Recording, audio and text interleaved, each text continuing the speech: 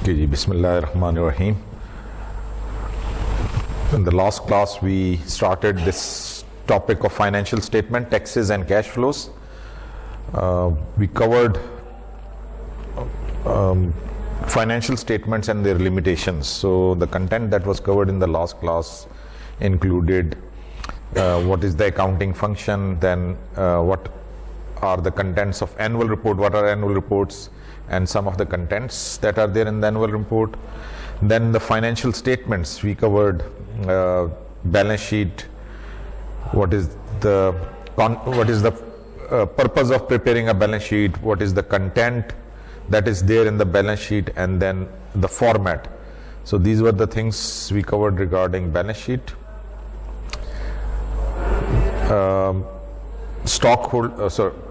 Then we covered income statement.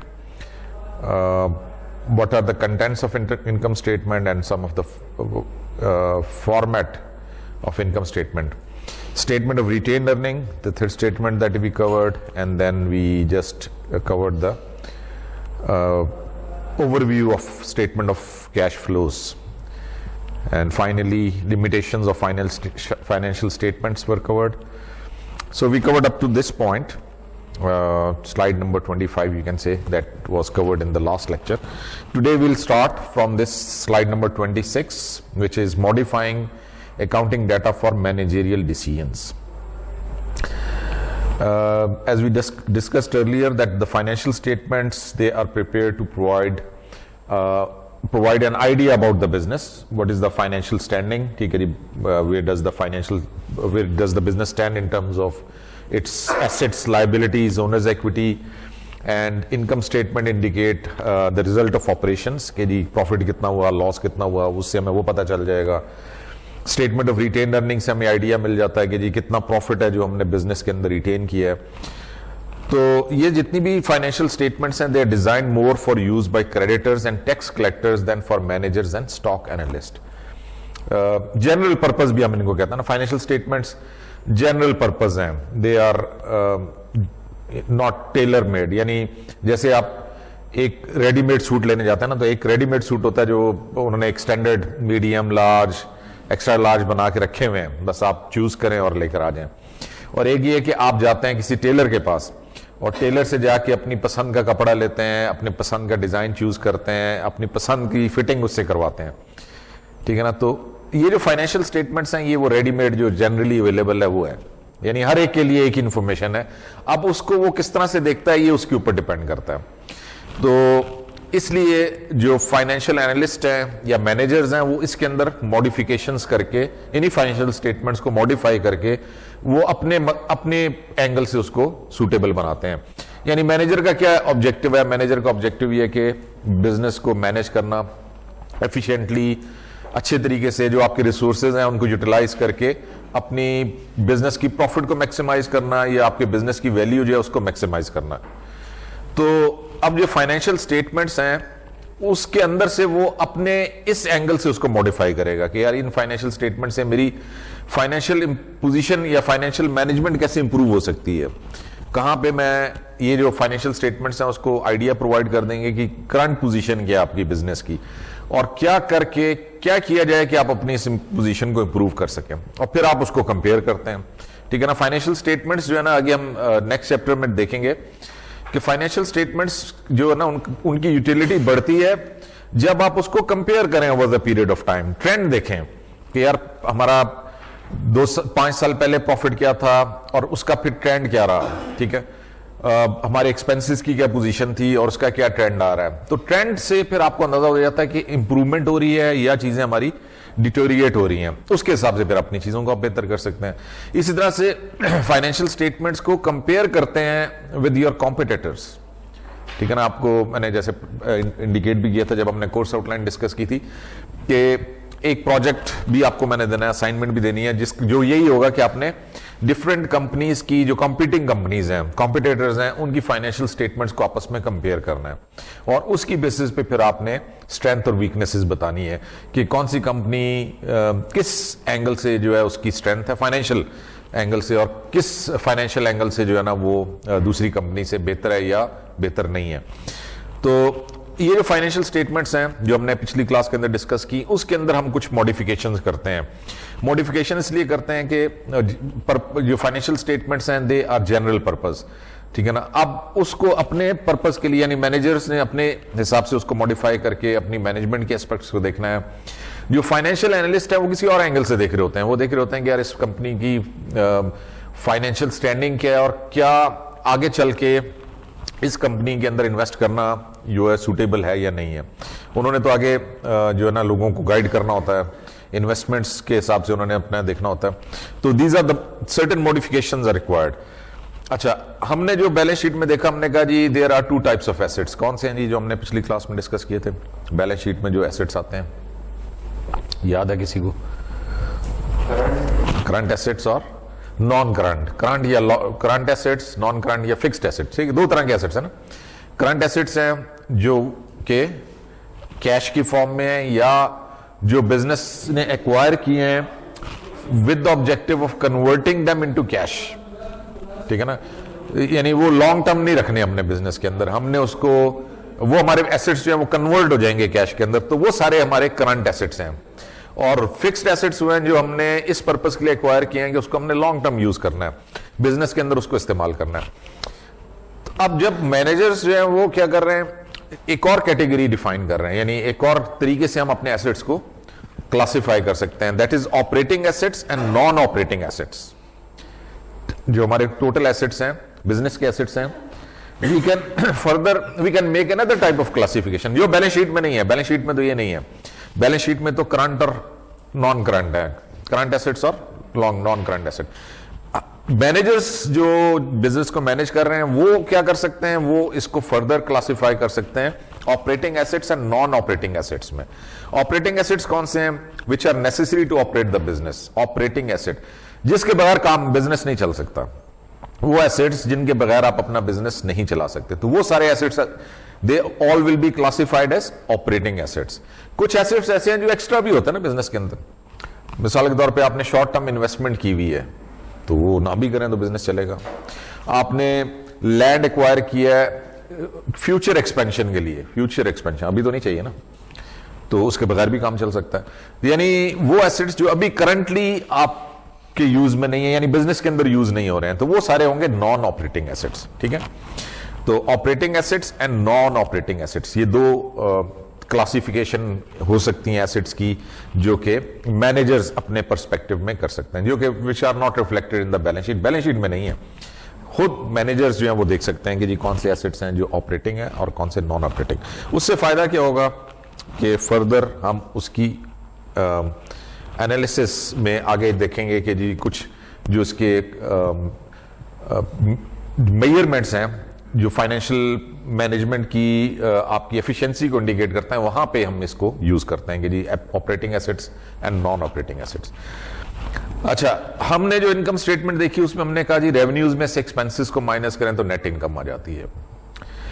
तो जो financial managers हैं वो नेट इनकम से ज्यादा नेट कैश फ्लो में इंटरेस्टेड हैं। वो कहते हैं कि what is the net cash flow. Net income तो आ गया, लेकिन the more appropriate measure would be net cash flow. अब net cash flow, what is net cash flow? It is your net income, वही जो इनकम में से आपने expenses निकाले तो आपकी प्रॉफिट आफ्टर टैक्स है, नेट इनकम है, वो आपकी वैल्यू है। उसमें हमने क्या करना है, उसमें हमने नॉन कैश रेवेन्यूज को माइनस कर देना है। अगर हमारे इनकम स्टेटमेंट में कोई नॉन कैश रेवेन्यूज थे, ठीक है, नॉन कैश रेवेन्यूज अगर कोई आए हैं तो वो हम माइनस कर देंगे, विच नॉर्मली नहीं होते हैं बिजनेस के अंदर। बहुत रेयर ही बिजनेस हैं जिनमें कोई नॉन कैश रेवेन्यू हो। तो जनरली सब नॉन कैश रेवेन्यू में कहीं आपको किसी ने कोई पैकेज दे दिया, जैसे वो होता है ना, ये जो आपके सेल्स होते हैं इसके जो फार्मास्यूटिकल वाले हैं, तो वो जो है ना किसी को टूर बना के दे देते हैं, किसी को होटल करवा देते हैं, किसी को कोई और रिफ्रेशमेंट प्रोवाइड कर दी, नॉन कैश में कोई बेनिफिट दे दिया ना, कोई मटेरियल ला के आपको दे दिया कि जी ये आप हमारी तरफ से आपको, तो अब वो कैश की फॉर्म में तो नहीं है लेकिन रेवेन्यू है, इनकम है, तो वो भी हम एक्नॉलेज करते हैं, we make it part of our net income. लेकिन मैंने कहा जनरली नहीं है, बहुत रेयर बिजनेसेस हैं, किसी में हॉस्पिटैलिटी वगैरह के या ये जो मेडिकल वाले हैं उसमें शायद आपको मिल जाए। जनरली आपको बिजनेसेस के अंदर नॉन कैश रेवेन्यू नहीं मिलते हैं। जो जनरल है वो नॉन कैश चार्जेस हैं। नॉन कैश चार्जेस में सबसे बड़ा जो हर बिजनेस में वो डेप्रिसिएशन है। डेप्रिसिएशन का हमने कुछ डिस्कस किया था पिछले उसमें लेक्चर में, जो हम एस्टिमेट करते हैं ना डेप्रिसिएशन के, जो हमारे फिक्स्ड एसेट्स हैं उनकी वैल्यू कितनी डेप्रिशिएट हो गई है, तो वो डेप्रिसिएशन जो है वो चार्ज हो जाता है आपके इनकम स्टेटमेंट में एज एन एक्सपेंस। तो उसमें पैसा तो किसी को नहीं दिया ना हमने, वो तो हमने एक एस्टिमेट करके अपनी इनकम में से पैसा माइनस किया, तो that is a non cash expense, वो हम इसमें ऐड कर लेते हैं। तो जनरल फॉर्मूला इसका क्या बनेगा, net income plus depreciation, that is net cash flow. Net income में हमने डेप्रिसिएशन जो हमारा नॉन कैश एक्सपेंस था वो वापस कर लिया, ऐड कर दिया, तो हमें पता चल गया कि जी नेट कैश फ्लो कितने आ रहे हैं। ठीक है, ये आगे यहां पे आप देख लें, टिपिकली डेप्रिसिएशन एंड अमोर्टाइजेशन एक ही चीज है। डेप्रिसिएशन फिक्स एसेट्स पे है, अमोर्टाइजेशन आपके नॉन इनटेंजेबल एसेट्स की डिक्रीज इन वैल्यू, यानी या इनटेंजेबल एसेट की कॉस्ट है उसको स्प्रेड करते हैं over the period of time, उसको हम अमोर्टाइजेशन कहते हैं। डेप्रिसिएशन फिक्स्ड एसेट की कॉस्ट को हम स्प्रेड करते हैं over the period of time, उसको डेप्रिसिएशन कहते हैं। तो एक ही चीज है, एक फिक्स्ड एसेट पे अप्लाई होता है, एक इनटेंजेबल। अगेन बहुत कम बिजनेस हैं जिसमें इनटेंजेबल एसेट्स होंगे, बहुत कम बिजनेसेस हैं, ज्यादातर बिजनेस में कोई इंटेंजिबल एसेट नहीं है। वो तब आता है, गुडविल आती है, गुडविल तब आती है जब आप किसी से बिजनेस परचेज करते हैं, तो फिर वो गुडविल का आ जाता है, उसको फिर आप एमोर्टाइज करते हैं। तो जनरली फिर इसका फॉर्मूला ये बनेगा, net cash flow is equal to net income plus depreciation and amortisation अगर है तो। Now depreciation is a non cash charge, so it must be added back to net income to obtain the net cash flow. उसकी वजह से ये जो price है वो दूसरों के मुकाबले में हायर होती है, तो सर वो भी ये उसी सूरत में ट्रेड कर रहे हैं। अगेन ब्रांड वैल्यू जो है ना उसको that can not be monetise. Assets का क्राइटेरिया है, एसेट्स का क्राइटेरिया है कि वो एसेट इकोनॉमिक रिसोर्सेज, हमने कहा था एसेट्स क्या है, वो आपके इकोनॉमिक रिसोर्सेज हैं, उसमें दो कैटेगरीज हो तो वो आपके बिजनेस एसेट्स बनते हैं। एक ये वो एसेट आपके कंट्रोल में भी होना चाहिए ना, यानी एक वो एसेट है जो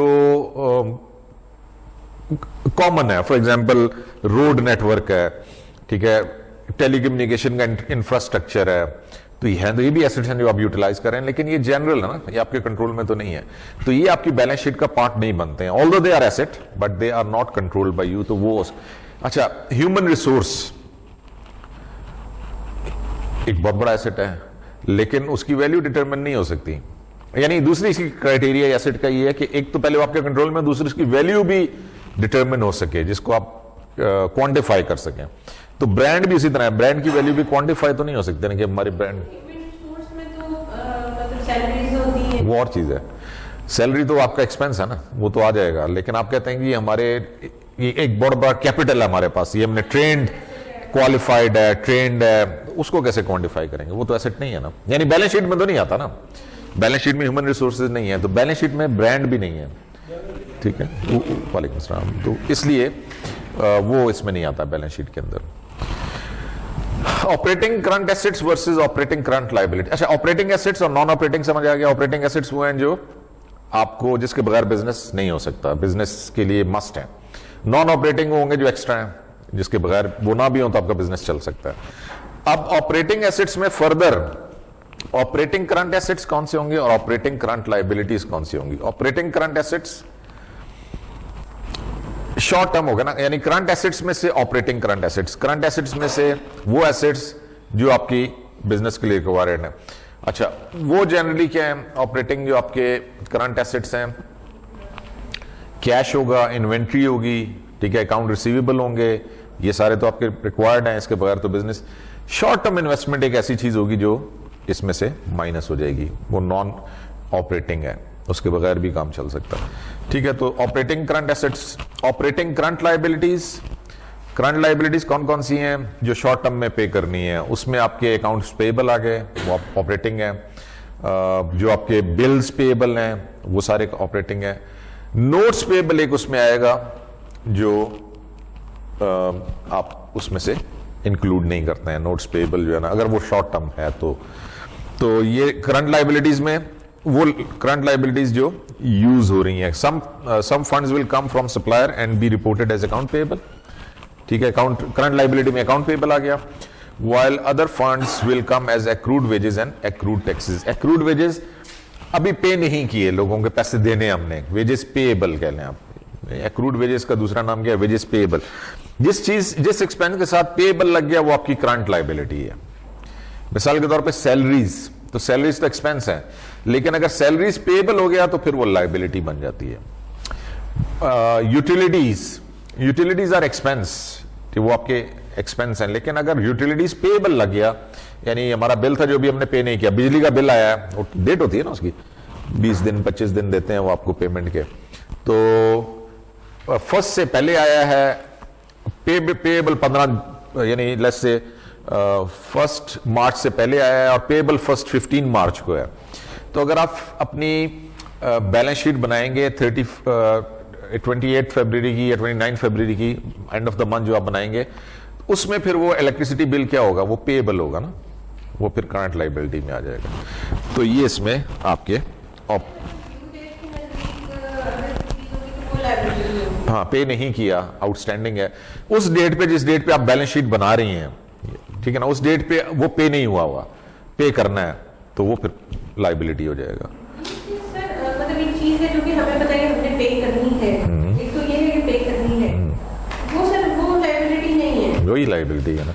पे कब करनी है, एक तो है पे करनी है, कब करनी है, अगर विद इन 1 ईयर है तो करंट लाइबिलिटी है, 1 साल के बाद है तो फिर वो लॉन्ग टर्म,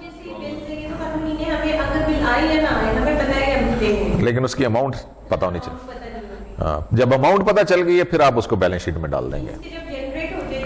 हाँ, बिल आ गया है, बिल आपके पास जनरेट होके आ गया, फिर वो लाइबिलिटी है, उससे पहले तो अमाउंट नहीं पता ना, क्वांटिफाई नहीं हो सकता। ओके जी, अच्छा, एक तो अभी तक हमने एक डेफिनेशन पढ़ी है नेट कैश फ्लो की, जो लोग लेट आए हैं वो लिख लें, net cash flow is equal to net income plus depreciation, ये इसका फॉर्मूला है। दूसरा फॉर्मूला अभी हम करने लगे हैं, which is net operating working capital.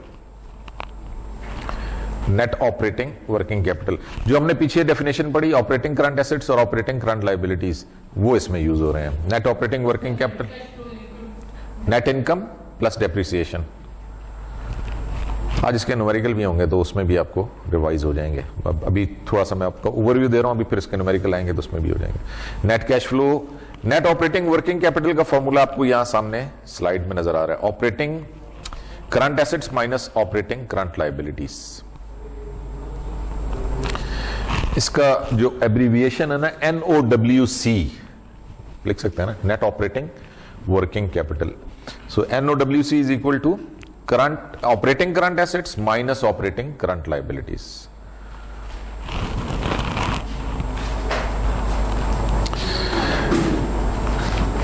Net operating working capital is the working capital required with investor or supplied funds.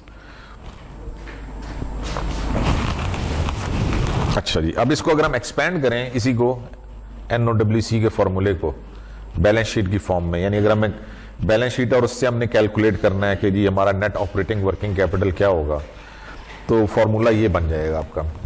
Operating current assets कौन कौन से हैं, मैंने कहा था ना, कैश है, अकाउंट रिसीवेबल है, इन्वेंट्रीज हैं, ये 3 आपके ऑपरेटिंग करंट एसेट्स हैं। इसके बगैर आपका कारोबार निश्ता। करंट एसेट्स तो हो सकते हैं, शॉर्ट टर्म इन्वेस्टमेंट्स हैं, प्रीपेड एक्सपेंसेस हैं, वो सारे करंट एसेट्स हैं, लेकिन ये एक ऑपरेटिंग करंट एसेट्स हैं। इसमें से ऑपरेटिंग करंट लाइबिलिटीज में 2 ही चीजें आ रही हैं, अकाउंट पेएबल और एक्रूअल्स। एक्रूअल्स का लिख लें, एक्रूअल्स आर एक्सपेंसेस पेएबल, एक ही चीज है ना, एक्रूअल या एक्सपेंसेस पेएबल। वो जो अभी हमने बात की कि जो एक्सपेंस है अभी पे नहीं किया, वो एक्रूअल कहलाता है। एक्रूअल इसलिए कहता है कि ड्यू हो गया है, अमाउंट पता चल गई हमें, इसलिए उसको एक्रूअल कह रहे हैं। हाँ वही, हाँ जो भी एक्सपेंस है, जो एक्सपेंस है जिसका बिल हमें मिल चुका है, क्वांटिफाई हो गया, पे नहीं किया, उसको एक्रूअल कहते हैं। तो एक्रूअल में 2 चीजें आ गई, अकाउंट पेएबल आ गया। अकाउंट पेएबल क्या है, थोड़ा थोड़ा दोबारा रिकॉल भी करते जाए ना। हाँ ठीक है, वो है क्या, तो भी लाइबिलिटी भी है, लेकिन क्रेडिट पे परचेज। हाँ जी, अकाउंट पेबल क्रेडिट परचेजेस हैं आपकी। क्रेडिट पे आपने कोई चीज ली है तो अकाउंट पेबल है ना, और अकाउंट रिसीवेबल उसके ऑपोजिट है। क्रेडिट पे जो सेल किया वो अकाउंट रिसीवेबल। ठीक हो गया जी। अच्छा, एक और फॉर्मूला आ गया जी आगे, total net operating capital. Net operating capital या ऑपरेटिंग कैपिटल, ये जो है ना टोटल नेट ऑपरेटिंग कैपिटल, ये हम कहते हैं ऑपरेटिंग कैपिटल क्या है। इसमें दो अच्छा, ऑपरेटिंग कैपिटल यानी वो कैपिटल जैसे आपने बिजनेस ऑपरेट करना है तो उसमें करंट एसेट्स भी होंगे और लॉन्ग टर्म एसेट्स भी होंगे ना, उसके बगैर दोनों तरह के एसेट्स चाहिए। तो फॉर्मूला क्या बन गया, नेट ऑपरेटिंग वर्किंग कैपिटल, जो भी हमने कैलकुलेट किया है NOWC, which is current assets minus current liabilities, या ऊपर जो दिया हुआ फॉर्मूला, ये net operating working capital plus operating long term assets. Long term assets में भी कुछ ऑपरेटिंग होंगे, कुछ नॉन ऑपरेटिंग होंगे ना। कुछ एसेट्स हैं जो बिजनेस में यूज हो रहे हैं, कुछ आपने एक्वायर कर लिए हैं कि यार आगे काम आएंगे, या उसके बगैर भी काम चल सकता है, ना भी हो वो एसेट तो काम चल सकता है। It can also be calculated by adding up the funds provided by investors such as notes payable, long-term bonds, preferred stock and common stock. Accounting equation क्या है? Accounting equation याद है, पिछली क्लास में बताई थी।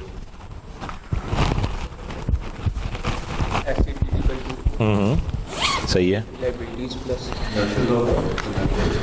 नहीं काउंटिंग इक्वेशन ये सही बता रहे हैं। Assets is equal to liability plus equity. तो एक अगर आप बैलेंस शीट है, हाँ जी, बैलेंस शीट भी उसी पे बेस करती है ना। बैलेंस शीट जो आपकी है वो अकाउंटिंग इक्वेशन पे बेस करती है।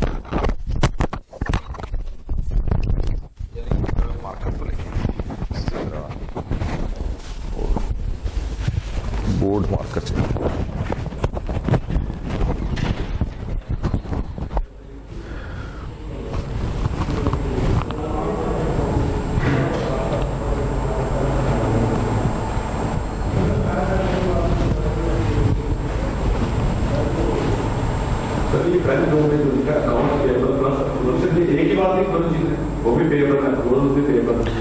एक चीज नहीं है ना, अकाउंट पेबल जो है क्रेडिट परचेजेस हैं, एक्रूवल जो है अनपेड एक्सपेंसेस हैं, दो अलग चीजें होगी ना, दो अलग चीजें हैं।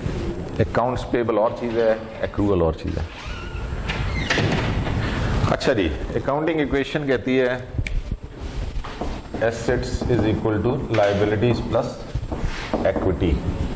तो अगर हम ऑपरेटिंग कैपिटल निकाल रहे हैं इस साइड से, एसेट वाली साइड से, तो उसका क्या हमने तरीका निकाला, हमने कहा जी net operating working capital plus operating long term assets. इस ये सारी चीजें इस साइड पे आ रही है ना, एसेट साइड पे, NOWC plus operating fixed assets.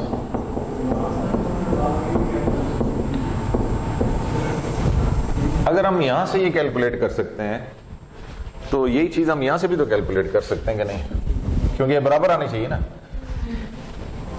तो ये अगली बात जो कह रहा है वो ये कह रहा है, ये जो कह रहा है ना, can also be calculated by adding up the funds provided by investors such as notes payable, वो लाइबिलिटीज में आ गए, लॉन्ग टर्म बॉन्ड्स वो भी लाइबिलिटी में आ गए, preferred stock and common stock. तो वहां से भी आप इसको कैलकुलेट कर सकते हैं।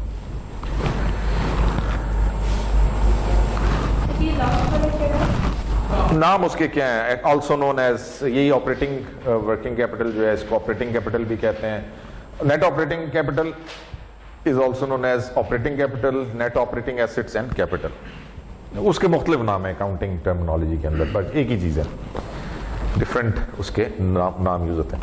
थर्ड जी, दो फॉर्मूले हो गए, नेट कैश फ्लोज का हो गया, नेट ऑपरेटिंग वर्किंग कैपिटल का हो गया, ऑपरेटिंग एसेट्स का हो गया, तीन हो गया ना। चौथा, net operating profit after taxes, इसको हम ऑपरेटिंग प्रॉफिट आफ्टर टैक्स भी कह सकते हैं। ऑपरेटिंग प्रॉफिट जो है हमारा किसके बराबर होता है, operating profit is EBIT, earning before interest and taxes, earning before interest and taxes.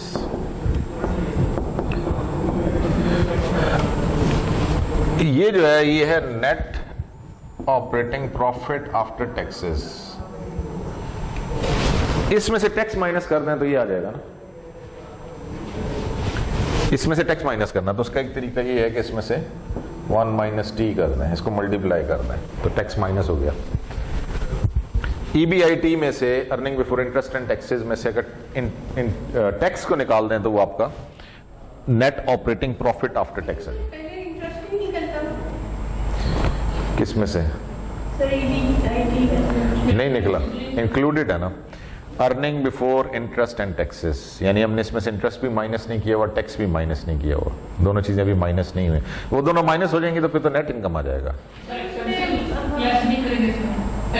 वो हो चुके हैं एक्सपेंसेस। तो अर्निंग बिफोर का मतलब है इसमें से आपके रेवेन्यूज में से सारे एक्सपेंस माइनस हो चुके हैं, सारे सिवाय किसके? इंटरेस्ट और टैक्स। इसको फिर earning before interest and tax इसलिए कह रहे हैं कि ये इसमें से आपकी अर्निंग में से सारे एक्सपेंस माइनस हो गए हैं, सिर्फ आपने इंटरेस्ट और टैक्स माइनस नहीं किया।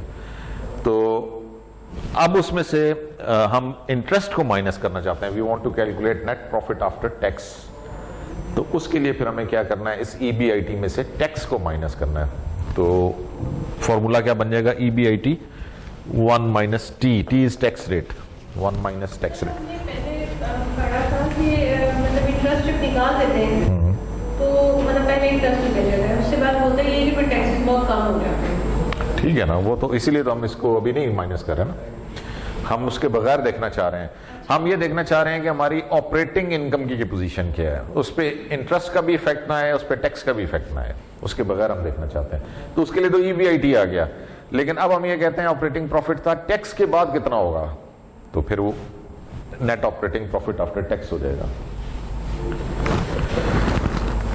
दो हम चीजें और इसमें देखना चाहते हैं, दो और इंडिकेटर्स देखें, मुख्तलिफ इंडिकेटर्स है ना कि आपका बिजनेस कितना अच्छा परफॉर्म कर रहा है। सिंपल तो आपने नेट इनकम देख लिया, उसके बाद फिर हमने उसके फर्दर क्लासिफिकेशंस देख लिए, नेट कैश फ्लो की पोजीशन क्या है और ऑपरेटिंग कैपिटल की क्या पोजीशन है, फिर net operating profit after tax क्या बता रहा है हमें। अब हम फ्री कैश फ्लोज देखना चाहते हैं। फ्री कैश फ्लोज क्या हैं? It is the cash flow actually available for distribution to investors after the company has made all the investments in fixed assets and working capital necessary to sustain ongoing operations. Profit के against हमने कितना जो हमें कितनी required investment थी, एक certain profit हमने generate किया, उस प्रॉफिट को जनरेट करने के लिए हमें कितनी इन्वेस्टमेंट करनी पड़ी, उन दोनों का जो डिफरेंस है वो आपका फ्री कैश फ्लो है। यानी ये आपके पास ऐसा प्रॉफिट है जो आप यूज कर सकते। फ्री कैश फ्लो मतलब ये फ्री है टू यूज एनीवेयर, आप इसको किसी भी पर्पज में यूज कर सकते हैं, इसलिए नाम इसका फ्री नहीं कि मुफ्त में नहीं है, बल्कि फ्री कैश फ्लो का मतलब है ये कैश फ्लो है जो आपकी रिक्वायरमेंट से ओवर एंड अबव है। आपकी रिक्वायरमेंट क्या थी? आपकी रिक्वायरमेंट ये थी नेट इन्वेस्टमेंट इन ऑपरेटिंग कैपिटल, ये आपकी रिक्वायरमेंट है, ये आपको पैसा चाहिए फॉर रनिंग द बिजनेस। तो ये जो आपका प्रॉफिट है ये उससे ऊपर अगर आ रहा है, अगर फ्री कैश फ्लो नेगेटिव भी हो सकते हैं, नेगेटिव मतलब है आपके पास कोई फ्री कैश फ्लो नहीं है, माइनस में अगर आ गया, अगर ये कम है और ये नेट इन्वेस्टमेंट ज्यादा तो आंसर माइनस में आएगा ना। तो माइनस का तो मतलब है फिर आपके पास कोई फ्री कैश फ्लो नहीं है, आपके पास ये लग्जरी अवेलेबल नहीं है कि आप उस पैसे को कहीं और लगा सकें। लेकिन अगर आपका पॉजिटिव आता है फ्री कैश फ्लो, तो फिर आपके पास ये लग्जरी है कि आप इसको क्या काम कर सकते हैं फ्री कैश फ्लो से। आप इससे इंटरेस्ट पे कर सकते हैं जो आपका ड्यू हो चुका है, आप कोई लोन अगर वापस करना चाहते हैं आप उससे अपना कोई लोन क्लियर कर लें, डिविडेंड देना चाहते हैं शेयर होल्डर इसमें से पे कर दें, अगर आप अपने शेयर्स रीपरचेज करना चाहते हैं फ्रॉम द मार्केट, मैंने पिछली क्लास में बताया था कि बाज़ दफ़ा कंपनीज अपने शेयर्स खुद भी परचेज कर लेती हैं, तो वो भी आप कर सकते हैं। और अगर आप इसको इन्वेस्ट करना चाहते हैं इन मार्केटेबल सिक्योरिटीज, इस पैसे को फर्दर इन्वेस्ट करना चाहते हैं, वो भी आप कर सकते हैं। ठीक है ना, ये पैसा आपका फ्री कैश फ्लो है जो कि आप इसको अपनी मर्जी से किसी भी इनमें से किसी भी यूज पे कर सकते हैं, अगर पॉजिटिव आता है तो। ठीक हो गया। तो एक क्राइटेरिया, एक आपके पास किसी बिजनेस की परफॉर्मेंस को जज करने के लिए या अपने मैनेजर्स की परफॉर्मेंस को चेक करने के लिए एक क्राइटेरिया है कि आप फ्री कैश फ्लोज देखें कितने हैं, और जितने ज़्यादा होंगे उतना अच्छा है।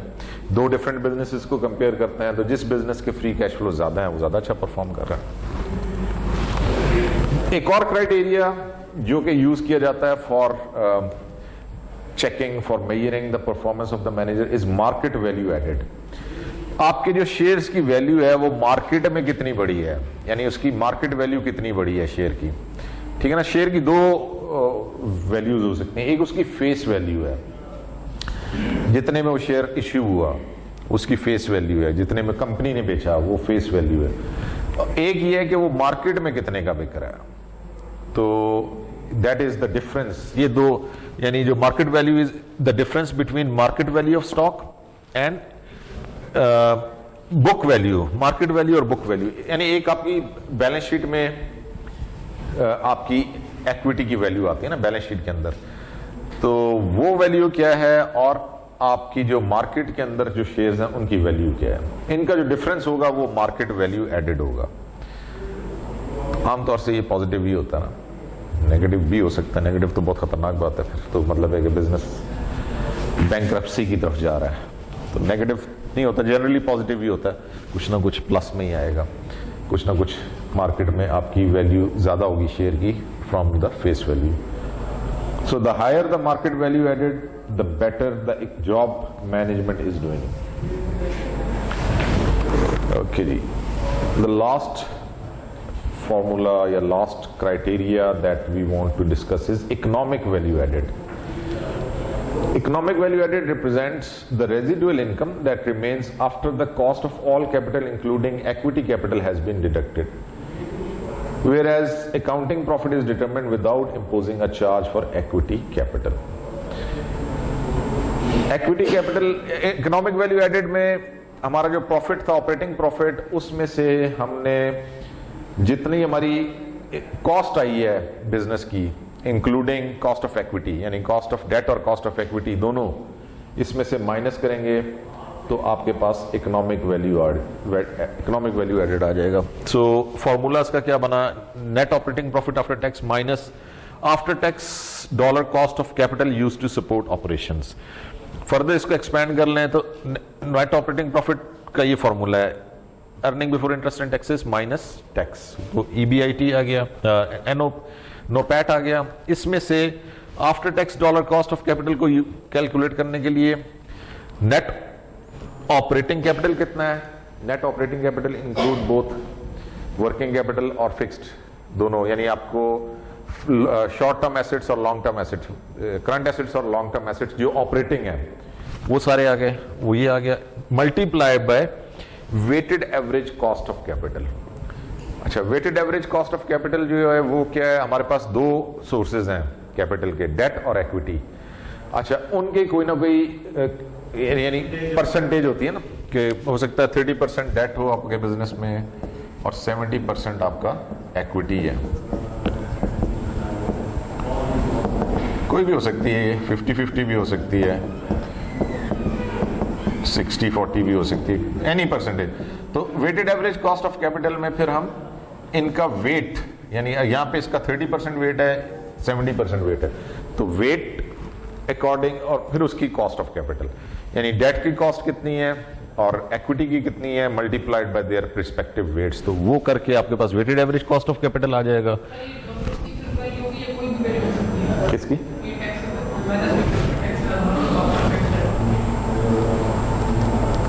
दोनों से मुराद क्या?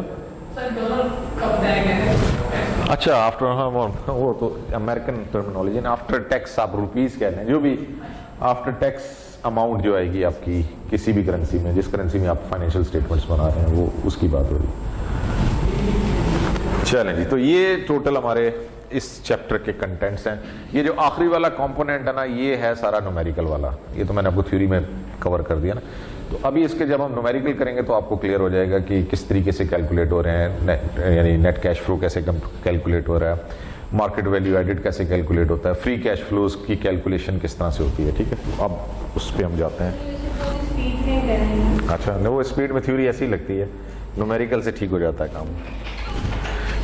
थ्योरी जो है ना वो थोड़ी सी इसकी समझना मुश्किल होती है, लेकिन once you do the practical questions तो वो मसला आपका हल हो जाएगा। ओके जी, यहाँ से स्टार्ट करते हैं जी, इसको थोड़ा सा बड़ा भी कर लेते हैं। कामरान के लिए।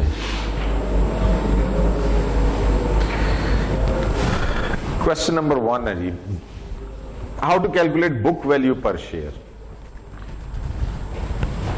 अच्छा, बुक वैल्यू पर शेयर तो कैलकुलेशन बैलेंस शीट में दी हुई है, उसका तो इशू कोई नहीं है। यानी जो आपकी बैलेंस शीट है वो तो ये कह रही है ना कि जी दिस इज योर इक्विटी, वो तो दिया हुआ है। बैलेंस शीट में तो ये तीनों चीजें हैं, एसेट्स भी दिए हुए हैं, लायबिलिटीज, इक्विटी, तो बुक वैल्यू तो आपको वहां से मिल जाती है ना। ठीक है, अब यही क्वेश्चन में आप देखें, यानी वो कंपेयर ये करना चाह रहा है बुक वैल्यू और मार्केट वैल्यू के, जो मार्केट वैल्यू एडेड का। Bar software's current balance sheet shows total common equity of 5.125 million. वही बात हो गई कि ये इनकी बैलेंस शीट में दिया हुआ है। इनकी बैलेंस शीट ये कह रही है कि जी हमारी जो इक्विटी है, कॉमन इक्विटी मतलब common share holders, common stock holders या शेयर होल्डर्स की जो इन्वेस्टमेंट है, उनकी जो इक्विटी है that is 5.125 million. The company has 530,000 shares of stock outstanding. 530,000 के शेयर्स इशू, 5 नंबर, ये नंबर ऑफ शेयर्स हैं, इतने शेयर्स इशू किए हुए उन्होंने, इतने शेयर्स उन्होंने इशू किए हुए। आउटस्टैंडिंग का मतलब है ये शेयर उन्होंने बेचे हैं, लोगों को दिए हैं, लोगों के पास हैं। And they sell at a price of 27.5 पर शेयर, $27.5 पर शेयर। मार्केट में ये जो शेयर बिक रहा है इस वक्त, उसकी प्राइस 27.5 पर शेयर है, एक शेयर $27.5 का। By how much do the firms market and book values per share different? Basically market value added कितना है, वही था ना, दोनों का डिफरेंस जो है, बुक वैल्यू और मार्केट वैल्यू का डिफरेंस। किधर है, नहीं है। तो अच्छा, अब इसका बुक वैल्यू तो दी हुई है, मार्केट वैल्यू हमने निकालनी है। तो मार्केट वैल्यू कैसे निकलेगी, नंबर ऑफ शेयर्स गिवन है और प्राइस पर शेयर भी गिवन है, दोनों को मल्टीप्लाई करना तो मार्केट वैल्यू आ जाएगी। वो जो वैल्यू आएगी उसमें से बुक वैल्यू को माइनस करेंगे तो डिफरेंस पता चल जाएगा, या मार्केट वैल्यू एडेड आ जाएगा। और सिंपल है ये, इतना कोई इसमें मुश्किल। इक्विटी की दी हुई है, हाँ, और मार्केट वैल्यू भी इक्विटी की है, तो बस दोनों का डिफरेंस निकालना। हाँ, वो मार्केट वैल्यू, वो तो उन्होंने शेयर जितने के बिके इस वक्त, वो कह रहा है they sell at a price of 27.5 पर शेयर, यानी इस वक्त मार्केट में वो शेयर की वैल्यू है। हो सकता है उन्होंने $10 का बेचा हो, लेकिन मार्कर है, वो चाहिए डस्टर, डस्टर नहीं है, इश्ता इश्ता। अच्छा जी,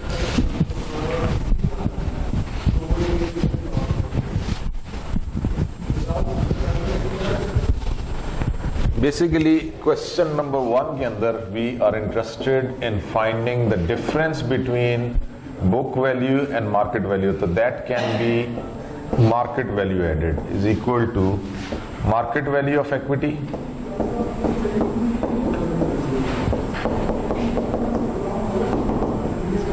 minus book value of equity.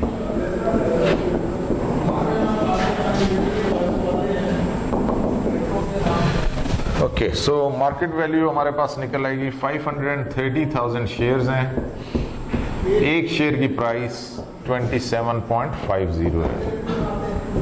ये आ गया हमारे पास मार्केट वैल्यू।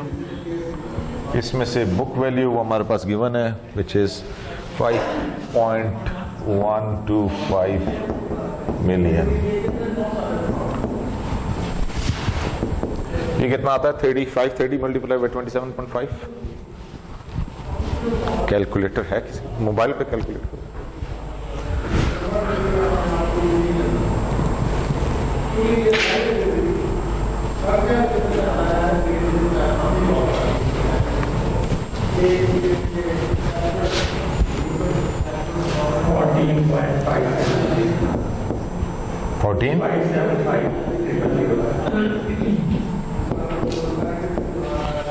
माइनस 5125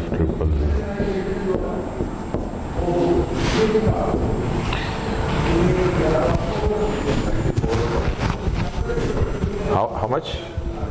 94.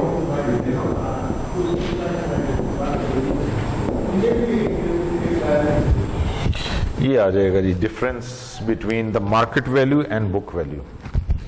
या मार्केट वैल्यू एडेड भी आप इसे कह सकते हैं, इट्स द सेम कॉन्सेप्ट।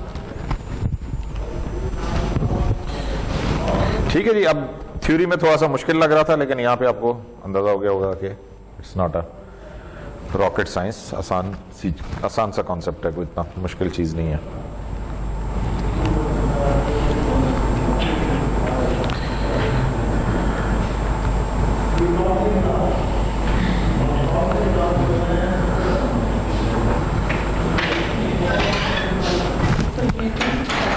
अच्छा, ये अब आ गया डॉलर में। यहां पे वो अगर आप देखें तो कह रहा है how much do the firms market and book value per share different, पर शेयर वैल्यू कितनी डिफरेंट है। तो मार्केट वैल्यू पर शेयर तो गिवन है 27.50, बुक वैल्यू पर शेयर कितनी होगी, ये वाली पर शेयर, इसको डिवाइड कर दें 530,000 नंबर ऑफ शेयर से, 5,30,000 से कितने आ गए,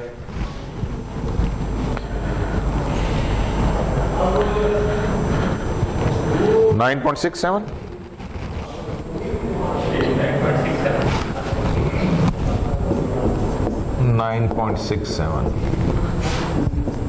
डिफरेंस कितना हो गया 17.83।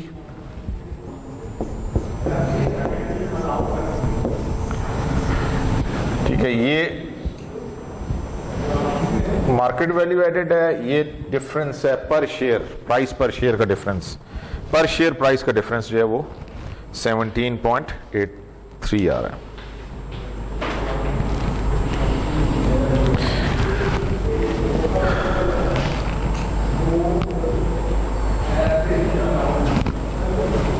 Question number 2.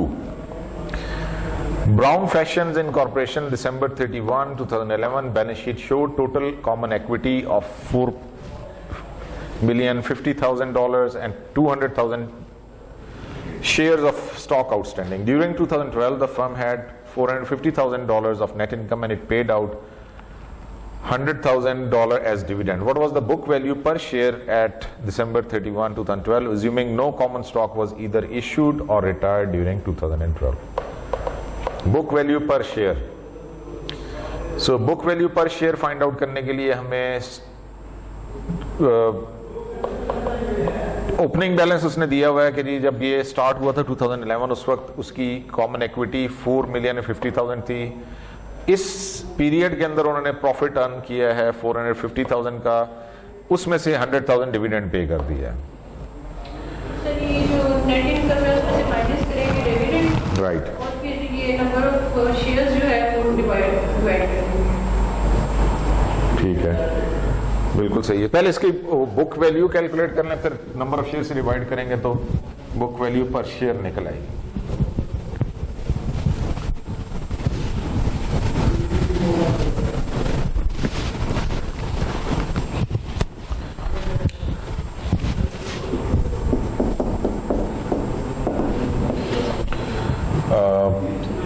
Stockholders equity,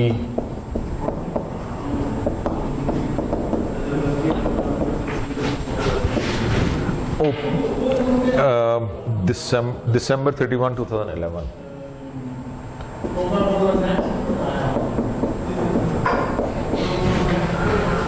$4,050,000.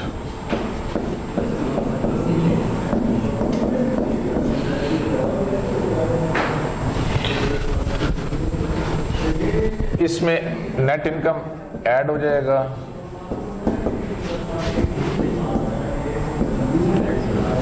Less dividend, जो रिजल्ट आएगा वो आपका stock holders equity at the end of the year December 31, 2012 आ जाएगा।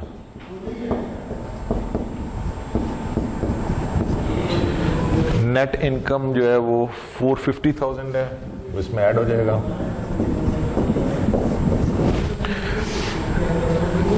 $100,000 माइनस हो जाएगा dividend.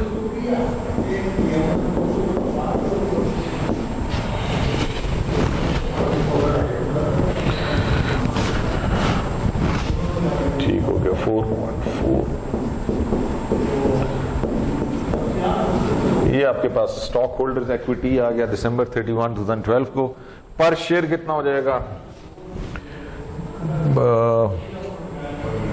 Book value per share, book value per share is equal to stock holders equity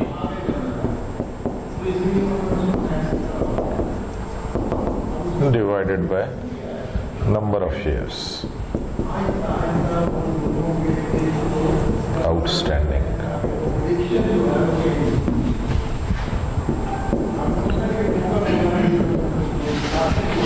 $4.4 million common equity and number of shares 200,000.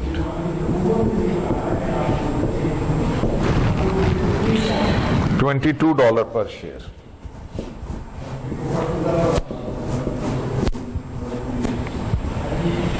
Book value per share आ गया। ये जो हमने काम किया है stock holders equity find out करने का, this is the same as statement of retained earning. हमने जो स्टेटमेंट्स पढ़ी थी, तो ये चीज जो है ना, ये वो इट इज द सेम।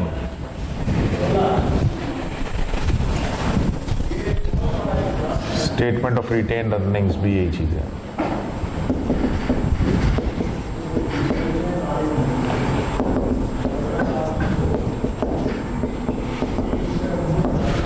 अगला क्वेश्चन, एक आध क्वेश्चन इसके बारे में भी आएगा आगे।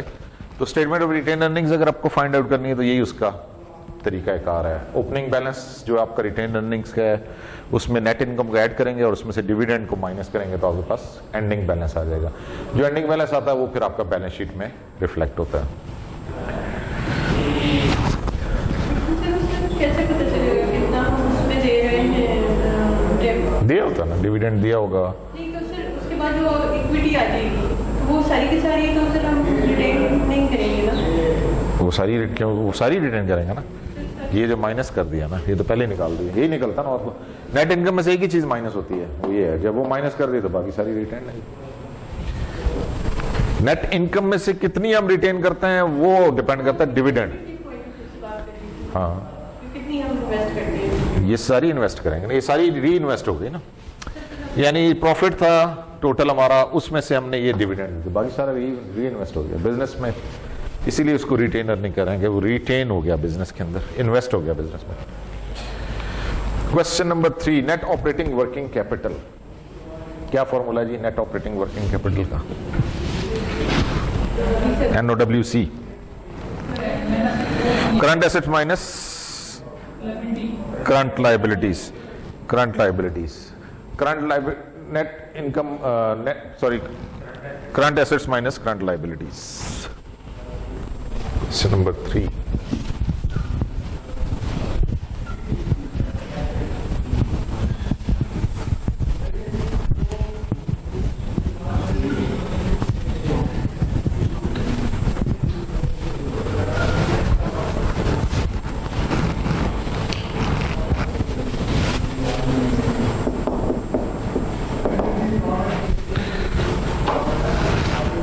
Teresa's company's balance sheet showed total current assets of $4,250, all of which were acquired in operations.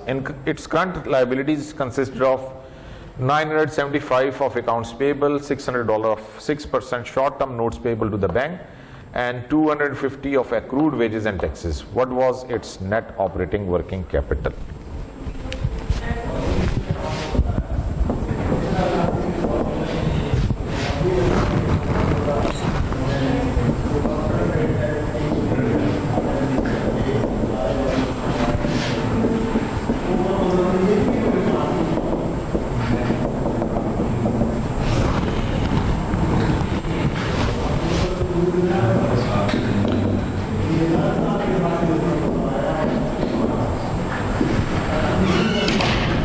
Net operating working capital में हम करंट लाइबिलिटीज लेते हैं which are provided by the investors.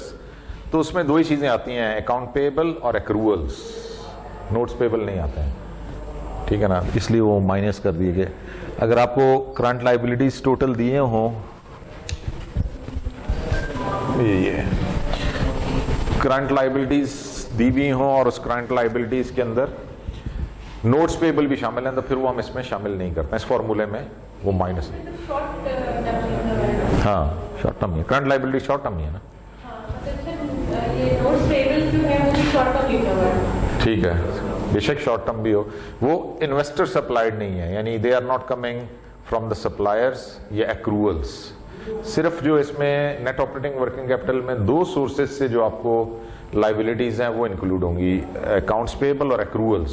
ठीक है, तो नोट पेबल उसमें नहीं है। करंट एसेट्स हमें गिवन है,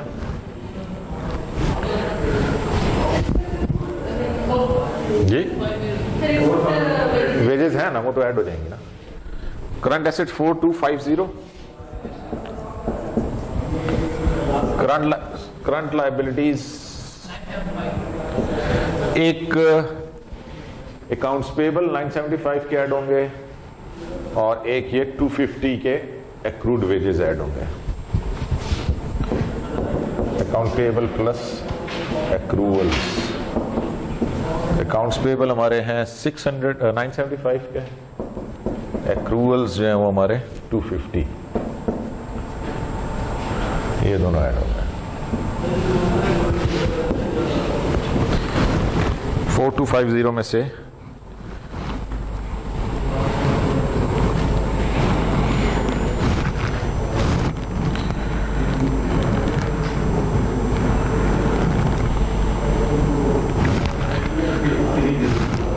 $3025, net operating working capital 3025।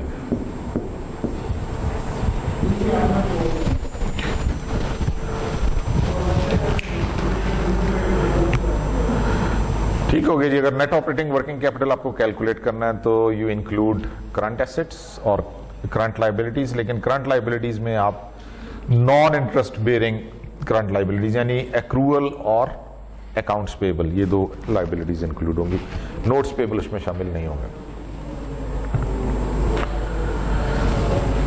Okay जी, नेट इनकम कैलकुलेट करनी है। Rao construction recently reported 20.5 million of sales, 12.6 million of operating cost other than depreciation and 3 million of depreciation. It had 8.5 million of bonds outstanding that carry a 7% interest rate and its federal plus state income tax rate was 40%. What was Raw's net income in millions?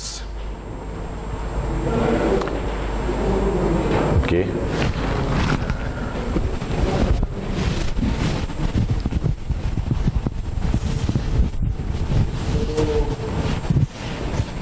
Income statement बनानी पड़ेगी ना। Income statement बनाएंगे तो आपके पास net income निकल आएगा।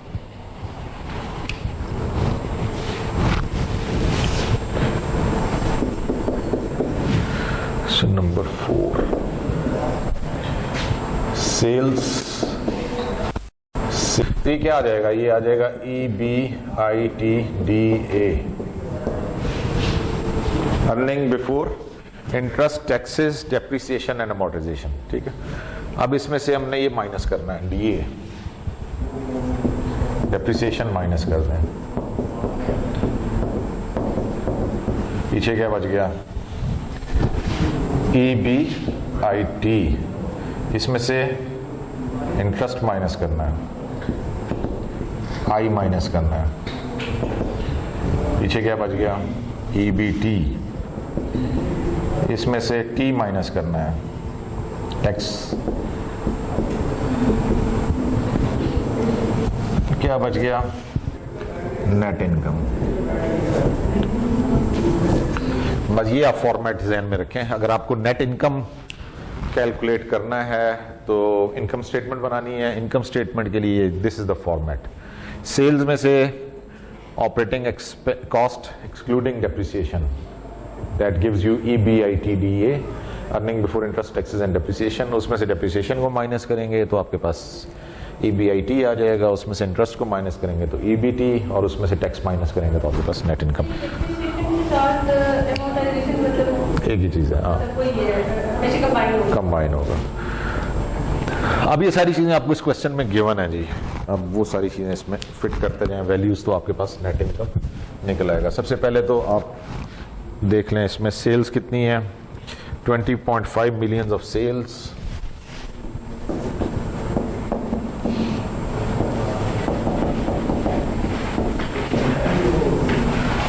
Operating costs 12.6 million minus कितना आ गया?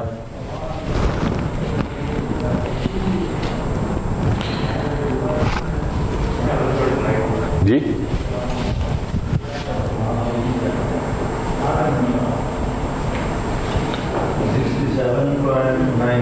67 तो नहीं हो सकता,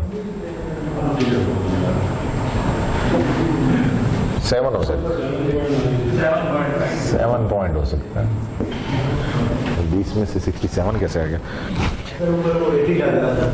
अच्छा अच्छा अच्छा जी। अब इसमें से डेप्रिसिएशन माइनस करना है। डेप्रिसिएशन जो है वो 3 मिलियन डेप्रिसिएशन है, वो भी माइनस हो गया तो 4.90। इसमें से इंटरेस्ट कैलकुलेट करना पड़ेगा। 9,000 के बॉन्ड्स हैं और उसके ऊपर it has 9,000 of bonds outstanding that carry 7% interest. 9,000 का अच्छा सॉरी क्वेश्चन 4 है। 8.5 मिलियन के बॉन्ड्स हैं और नहीं 7% इंटरेस्ट है। सो 8.5 मल्टीप्लाई बाय 0.07 कितना जी? 0.34। ये माइनस कर दें, 4.9 में से 0.34 माइनस किया, 4.56। अच्छा जी, अब इस पे टैक्स कितना है? 40% टैक्स रेट है। 4.56 का 40% माइनस करना है, यानी 4.56 मल्टीप्लाई बाय 0.4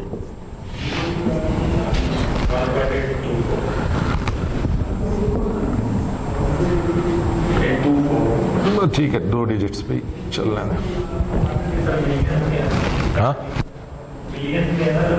खैर हम सारे मिलियंस में चल रहे हैं, ऊपर भी 2 डिजिट्स ही चल रहा है। क्या आ गया जी? नेट इनकम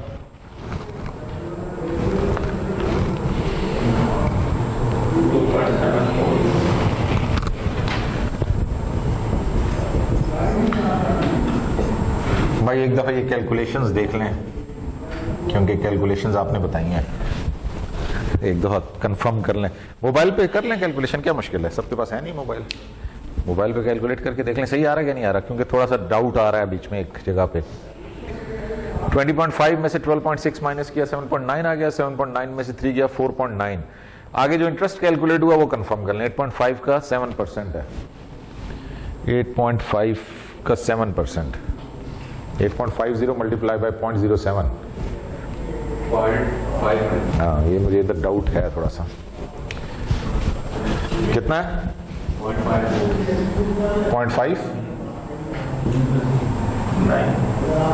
चलें, 0.59 आ गया तो फिर ये चेंज हो गया ना।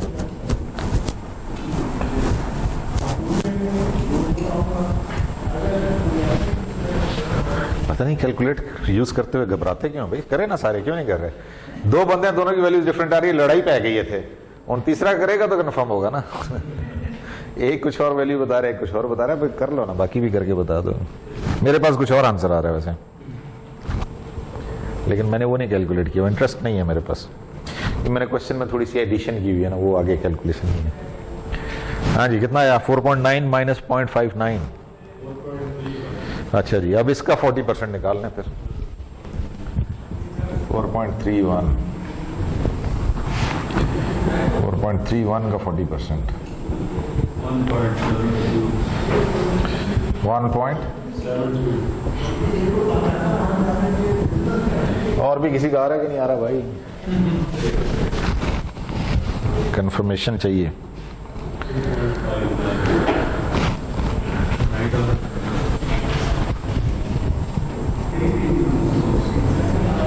यही आता है भाई, बोलते नहीं है, पता नहीं क्या कर रहे हैं। उनका कैलकुलेटर ही खराब हो गया है। गेम तो नहीं चल रही उधर, गेम इंटरप्ट करनी पड़ेगी ये बीच में।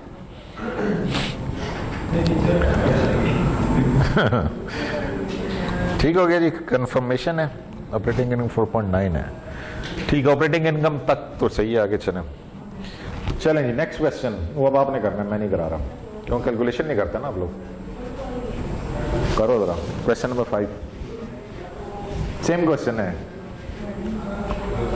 और कैलकुलेशन करोगे तो पता लगेगा। अगला करें जी क्वेश्चन 4, ये question 5। Brown Office Supplies recently reported 15,500 of sales, 8,250 of operating cost other than depreciation and 1,750 of depreciation. It had 9,000 of bonds outstanding that carry a 7% interest rate, and its federal plus state income tax rate was 40%. How much was the firm's net income?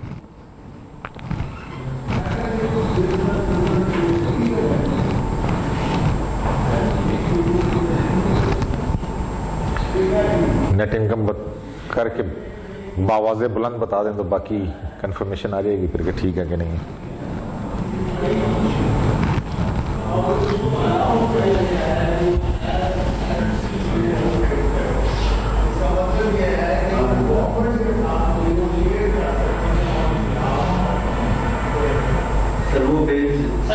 एक minute, मैं हाँ जी करो जी, ये नहीं दिखाना ना आपको, करो जी। ये है क्वेश्चन नंबर 5।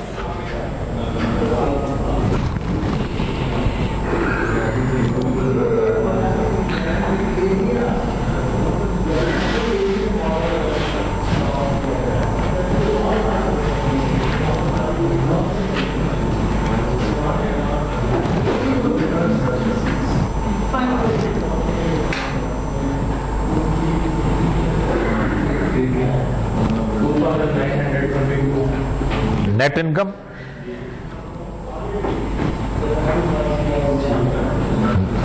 कंफर्मेशन आने देना और भी तरफ से।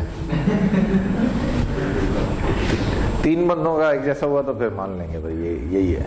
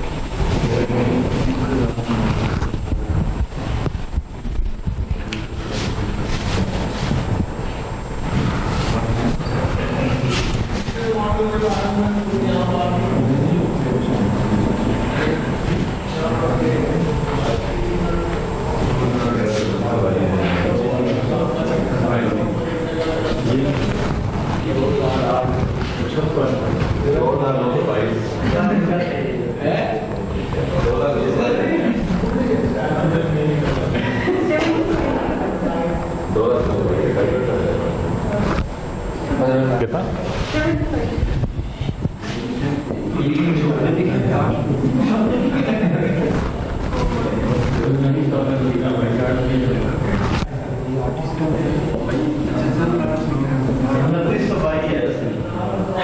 जी?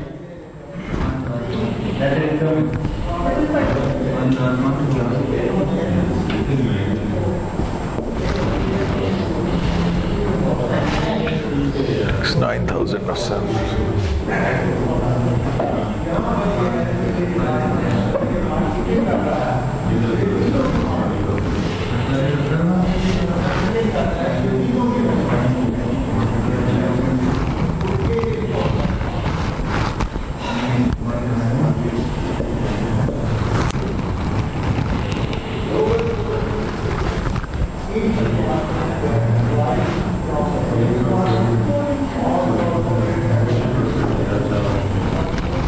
कितना था टैक्स?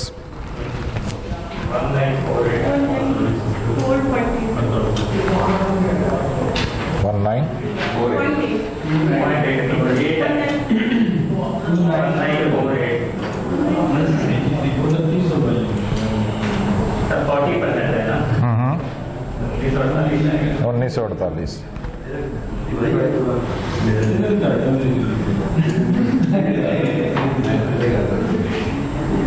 आंसर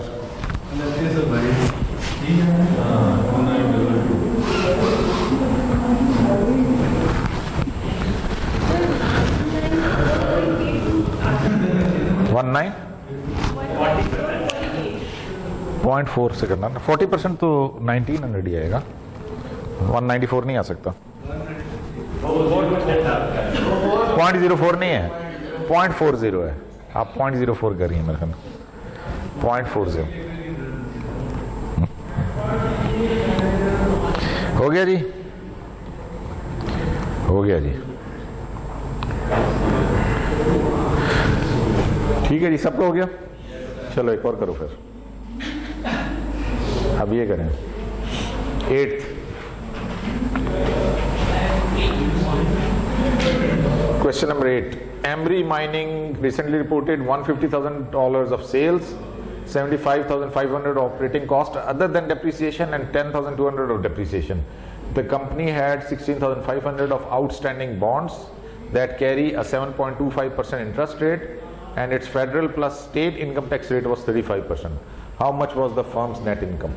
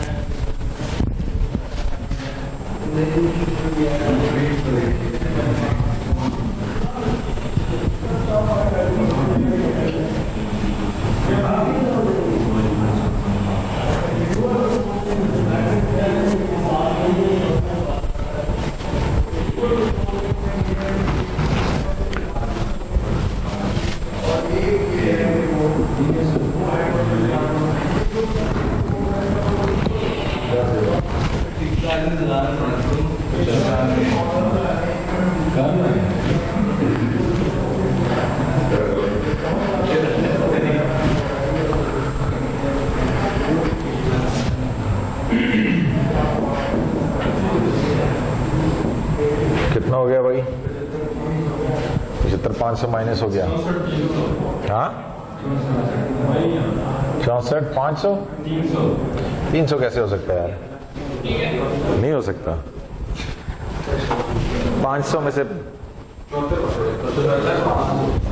300 कैसे कर रहा है? जबानी किया हुआ है।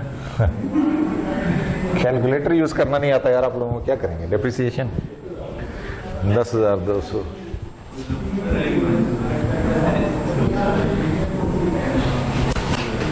यहाँ 300 वाली बात नजर आ रही है।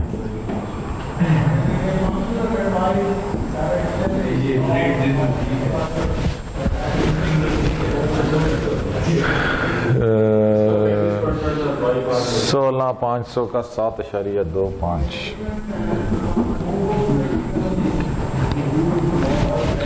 16,500 7.25 0.0725 कितना जी?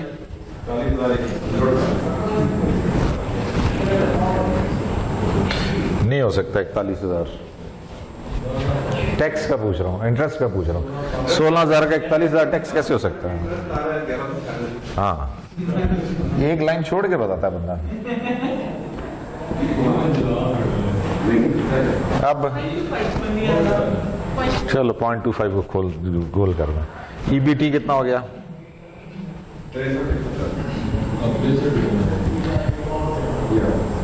104। टैक्स कितना है? 35% है।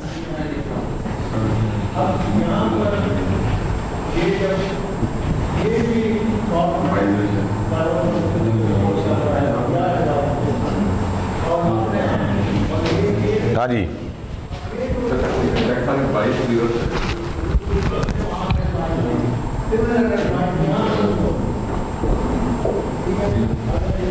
नेट इनकम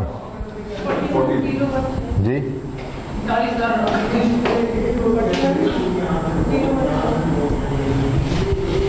038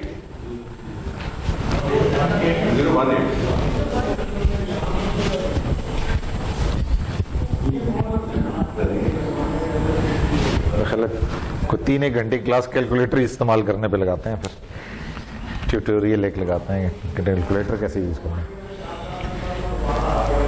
चलें जी, अगला भी कर लेंगे आप। स्टेटमेंट ऑफ रिटेन अर्निंग्स बनाई है हमने, अभी बनाए थे।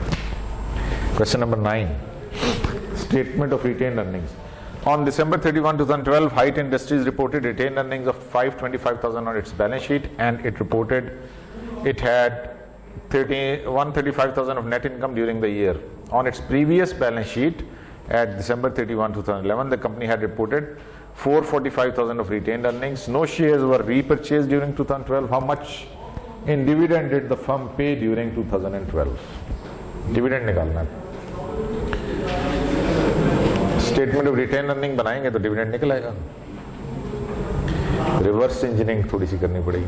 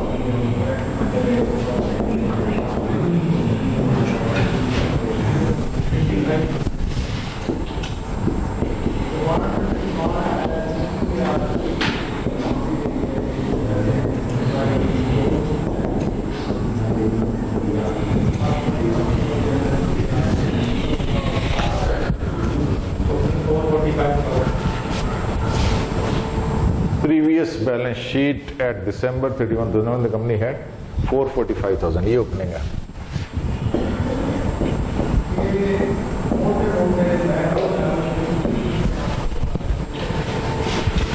It reported at net income 1,35,000। ये तो इनकम जो है ये 525,000 के अंदर ऐड है। इसके अंदर ऐड नहीं ऐड नहीं है कुछ भी। वो देखना है। On it's balance sheet and, वो अलग बात है, वो बात बैलेंस शीट की अलग है, ये अलग है। And it reported 135,000 of net income during the year, यानी इस साल की नेट इनकम है। On its previous balance sheet हो गया। उसके बाद डिविडेंड हमने फाइंड आउट करना है, क्वेश्चन मार्क है।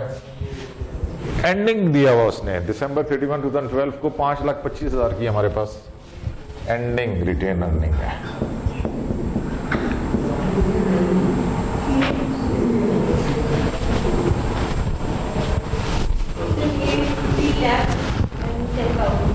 क्या डिविडेंड? सर वो जो करंट है उसमें से सर माइनस किया नेट इनकम को, मतलब 5.25 में से नेट इनकम को माइनस, ये दोनों माइनस होंगे ना? सर ये नेट इनकम से दोनों माइनस। हाँ, दोनों माइनस करेंगे तो डिविडेंड आएगा ना। 55।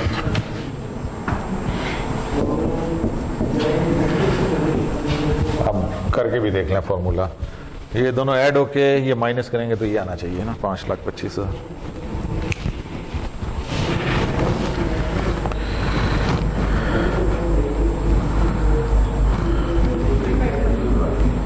हाँ जी, ठीक हो गया।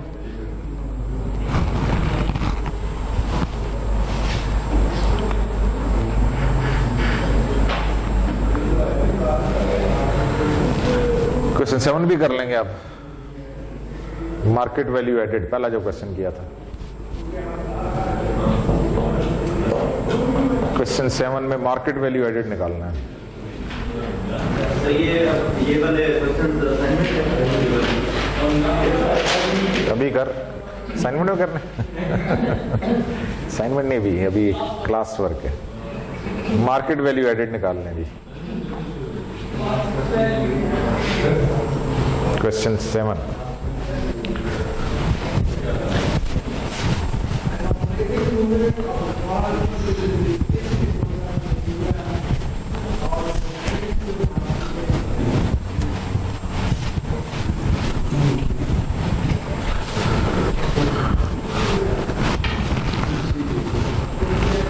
Over the years, O'Brien Corporation stockholders have provided 20 million of capital when they purchased new issues of stock and allowed management to retain some of the firm's earnings. The firm now has 1 million shares of common stock outstanding, and it sells at a price of $38.5 per share. How much value has O'Brien's management added to stockholders' wealth over the year? That is, what is O'Brien's market value added? Question number 7 में market value added का formula है market value of equity, market value of equity minus book value of equity.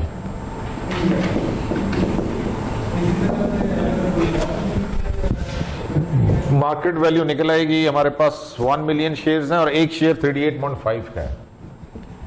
1 million shares, price per share is 38.50। ये आ गया आपके पास market value. Book value is given 20 million.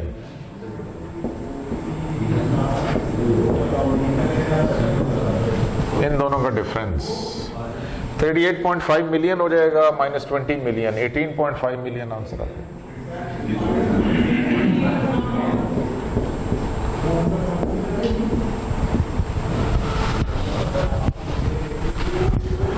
Market value added 18.5 million.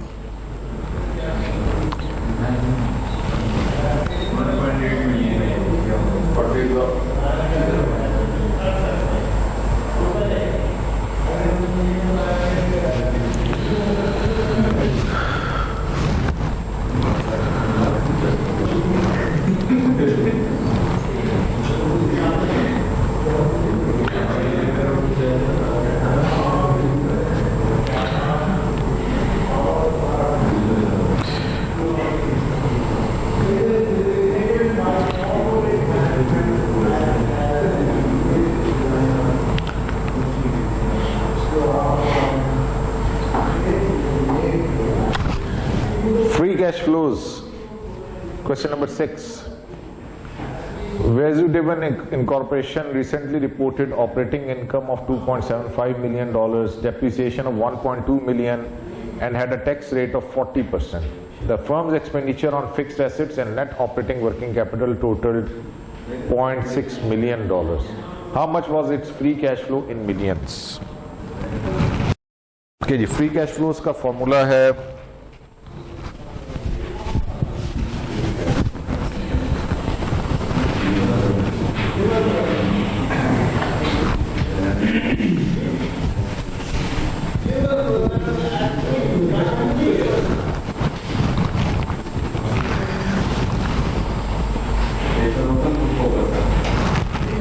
सुनने में आ रहा है ऐसे ही कुछ बात दोनों हो गए सर अगर 30% थ्योरी 70% न्यूमेरिकल सर अगर फाइनल ओपन बुक नहीं होना तो सर मिड टर्म भी ओपन बुक जाना ओपन बुक ही है मेरे ख्याल से सुनने में तो ऐसा ही आ रहा है किया हुआ है ना रियल स्टूडेंट्स के लिए है तो लाजमी बात है उसके लिए ओपन बुक होगा हमारे लिए ऐसा ये भी फिर ओपन ऐसे तो ज्यादती है फिर सर लास्ट टाइम हुआ था कि मिड टर्म ओपन बुक हो गया और फिर फाइनल में फिर एंड में जाके कंप्यूटर के फर्क क्या पड़ता है वैसे सर मिट जाएगा अगर ओपन बुक नहीं होगा तो आपको फॉर्मूला शीट होगी ठीक है और अगर ओपन बुक होगा तो फर्क तो सिर्फ फॉर्मूला ही याद नहीं करने पड़ेंगे और तो कुछ नहीं बाकी तो आपको अगर आता है तो आप कर लेंगे नहीं आता तो ओपन बुक हो या क्लोज बुक हो नहीं कर सकते मसला सिर्फ फॉर्मूला का है फॉर्मूला शीट वो अगर आपका क्लोज बुक हो तब भी फॉर्मूला शीट आपको मिल जाएगी ओपन बुक हो तब भी फॉर्मूला आपके सामने है फॉर्मूला तो हो लेकिन उसमें करना क्या है वो तो आपको पता नहीं सारे फॉर्मूलाज नहीं होंगे ना हाँ सारे भी नहीं होते लेकिन फिर भी सर लास्ट हमारा जो था ना वो इतना लेंथी आया था और इतने सारे टॉपिक्स आ गए थे और सर जो फॉर्मूलाज मतलब सर ने भी जैसे सरसरी से गुजरे थे ना और सर हमने भी वो सरसरी गुजारे अच्छा। तो सर वहाँ पे जाके जो है ना फिर प्रॉब्लम इंशाल्लाह 1.5 घंटे का होगा शॉर्ट ही होगा हाँ शॉर्ट सा पेपर होगा ज़्यादा नहीं अच्छा जी फ्री कैश फ्लोज का फॉर्मूला भी हमने कहीं देखा था स्लाइड्स में दोबारा वापस आए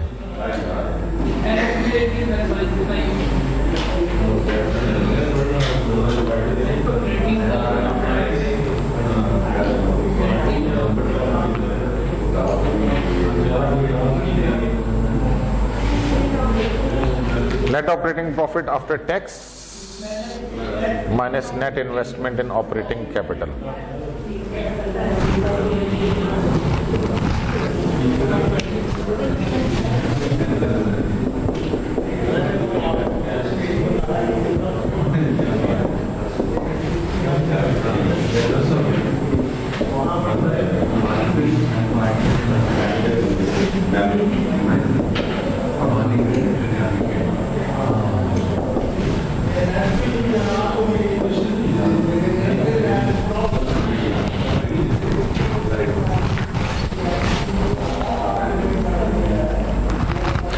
दोबारा ये क्वेश्चन जरा एक दफा देख लें Vesudivan Incorporation recently reported operating income of 2.75 million, depreciation of 1.2 million, and had a tax rate of 40%.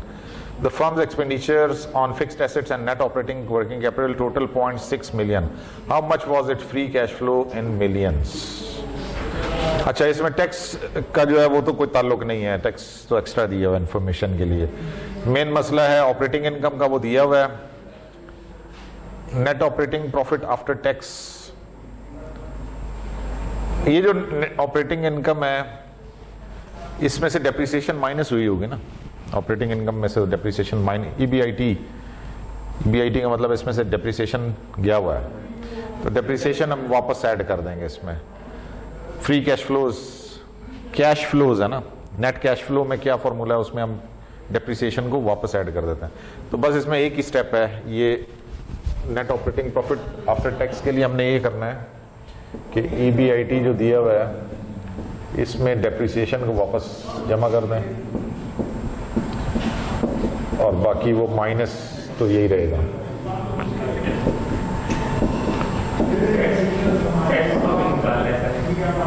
नहीं, टैक्स का ताल्लुक नहीं है, बिफोर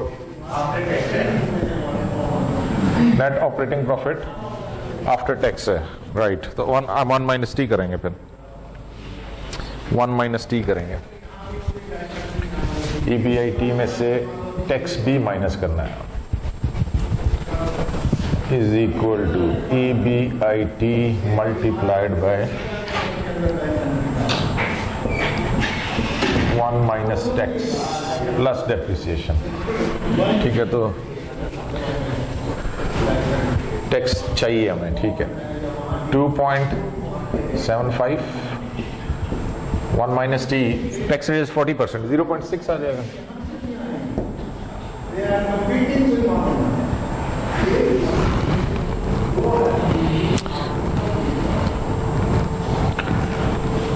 डेप्रिसिएशन की value 1.2 million minus 0.6,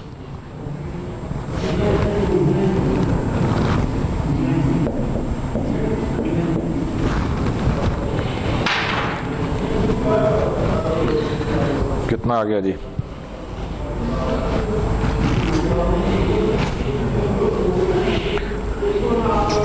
profit after tax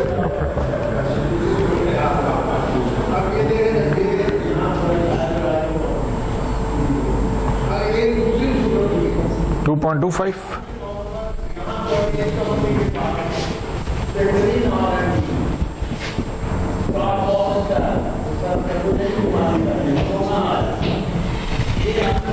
free cash flows 2.25।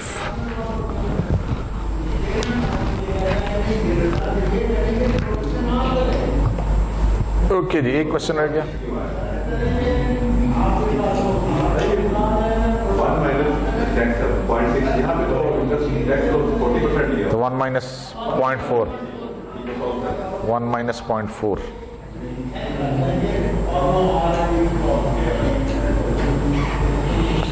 Okay जी, last is economic value added. Last question है, question number 9 है, question number 10 है।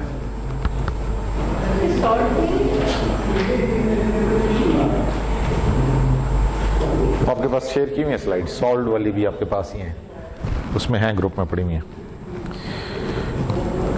क्वेश्चन नंबर 10 जी, उसमें वो स्टेप्स कुछ मिसिंग है ना, तो वो मैंने इसमें कर दिए आपको, वैसे सॉल्व है उसमें। Question number 10, Secrenton shipyard has 20 million in total investor supplied operating capital and its working capital weighted average cost of capital is 10%. Secrenton has the following income statement. Net income दी हुई है, what is economic value added? Economic value added का formula पीछे हमने उसमें slide में discuss किया था, how to calculate economic value added.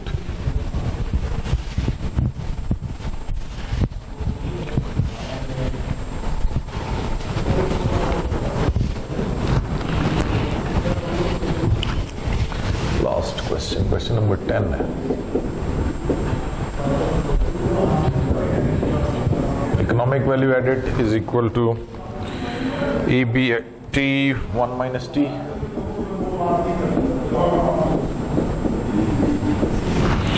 Operating after net operating profit after tax ना, minus weighted average cost of capital multiplied by total investor supplied capital.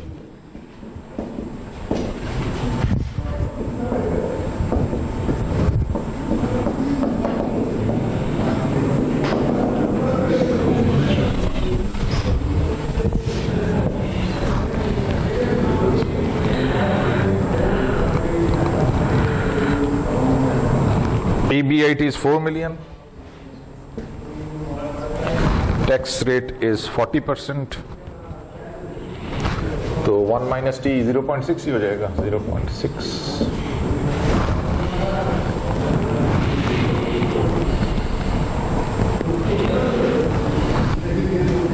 Weighted average cost of capital is 10% and 20 million in total investor supplied operating capital. 10%, 0.10 multiplied by 20 million.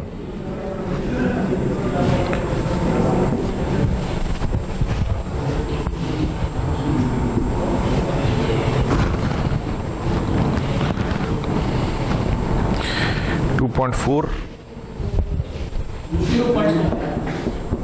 minus 2 0.4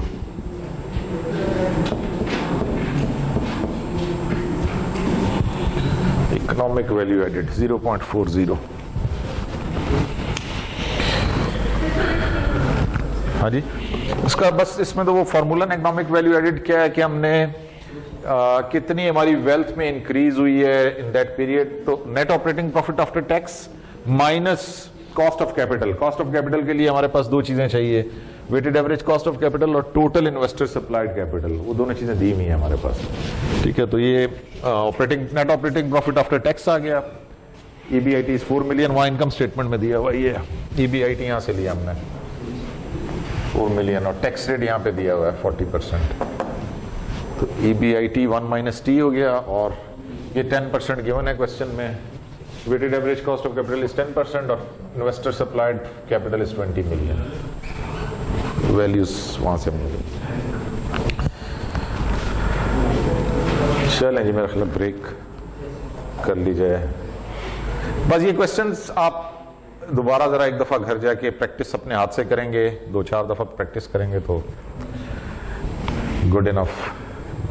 ठीक है, इसमें सबसे main चीज उनके वो criteria है, calculator चलाना सीख लें बस। पेपर में ओपन बुक में भी कैलकुलेटर खुद ही करना पड़ेगा, तो इसलिए वो सीख लें। बाकी प्रैक्टिस क्वेश्चंस और दे देंगे। काफी नहीं है, हैंड प्रैक्टिस से यही काफी है, यही प्रैक्टिस है। इनको भी आप कर लें तो बहुत है, इनको कर लें और समझ लें बस। थ्योरी मैंने कहा ना थोड़ी सी ऊपर से जाती है, लेकिन जब आप उसको न्यूमेरिकल की फॉर्म में करते हैं तो फिर आपको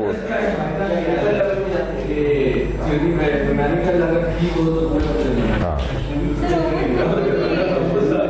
सर ओपन बुक में अगर ये सेम क्वेश्चन आए तो फायदा है, इससे फिर तो करना पड़ेगा। कुछ थोड़ा बहुत तो आगे पीछे होगा ओपन बुक में। सर अगर आपने पढ़ा हुआ ना होगा तो आपको मतलब नोट में ढूंढते भी लग जाते हैं। मैं वही कह रहा हूँ ना कि वो फायदा नहीं है ओपन बुक हो क्लोज बुक हो, जब तक आपने खुद प्रैक्टिस ना की हो। टाइम तो नहीं मिलता। अब जब आपके 4 चैप्टर होंगे या 5 होंगे मिड में, तो पहले तो ये फिगर आउट करना है कि किस चैप्टर का क्वेश्चन है, वो भी तो पता होना चाहिए ना। वो तो पता ही ना हो तो ढूंढते रहेंगे 5 चैप्टर, बार बार स्लाइडें ढूंढते ढूंढते टाइम हो जाएगा पूरा। वही ना फॉर्मूला शीट, मैं पिछले पेपर में पिछले दफा मैंने फॉर्मूला शीट दी हुई थी, फिर भी बच्चों को अब पता तो चले ना इसमें फॉर्मूला लगना कौन सा है। तो प्रैक्टिस किया होगा तो पता होगा ना। जिसको तो आता था उसने तो आराम से कर लिया, जिसको नहीं आता था उसको फॉर्मूला शीट के बगैर साथ भी नहीं कर सकते। तो उसका कुलिया यही है, फॉर्मूला यही कि प्रैक्टिस करें इसको। जितनी दफा आप प्रैक्टिस अपने हाथ से सॉल्व करेंगे, जैसे भी इन्होंने क्वेश्चन पूछा अच्छा लगा कि मतलब वो वैल्यूज कहाँ से आई हैं, वो वैल्यूज फॉर्मूला तो है लेकिन वैल्यू कहाँ से निकालनी है वो भी तो पता होनी चाहिए ना।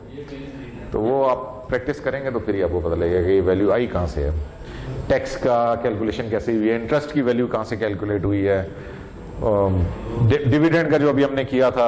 आपके पास रिटेन अर्निंग पड़ी भी हो स्टेटमेंट, तो जब तक आपको उसका कॉन्सेप्ट नहीं पता होगा आपने उसको कि डिविडेंड फाइंड आउट करना है, फाइंड आउट के स्टेटमेंट से करना है। डिविडेंड सिर्फ एक ही स्टेटमेंट में आती है और कहीं आती नहीं है। मालूम है रिवर्स भी करना पड़ता है। वही रिवर्स, हाँ, कि फाइनल फिगर दिया हुआ है और ऊपर कोई चीज मिसिंग है तो फिर आपको रिवर्स कैलकुलेशन करनी पड़ेगी। ठीक है जी, ब्रेक कर लें 15 मिनट।